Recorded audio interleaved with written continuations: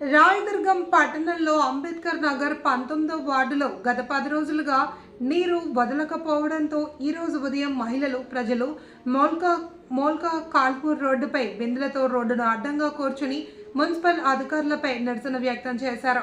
గత 10 రోజుల తర్వాత ఈరోజు తాగునీరు వదిలిన ఇది 60 నిమిషాల వరకే నీరు రావడం, అందులో కరెంటు సమస్య ఉండడంతో తాగడానికి కూడా నీరు రాకపోవడంతో మహిళలు రోడ్డుకు అడ్డంగా బైఠాయించి నిరసన వ్యక్తం చేశారు.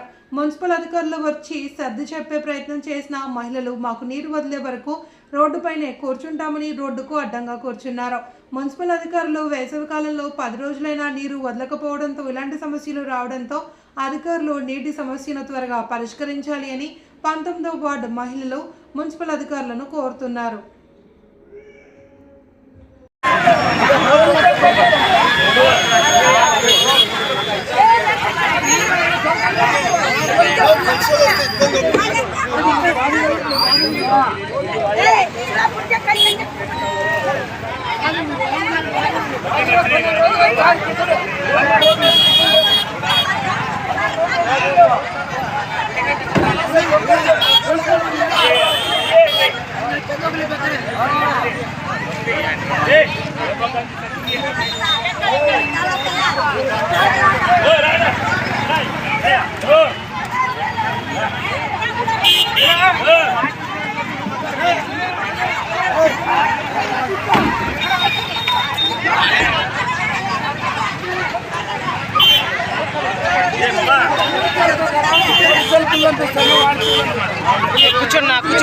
కూర్చోండి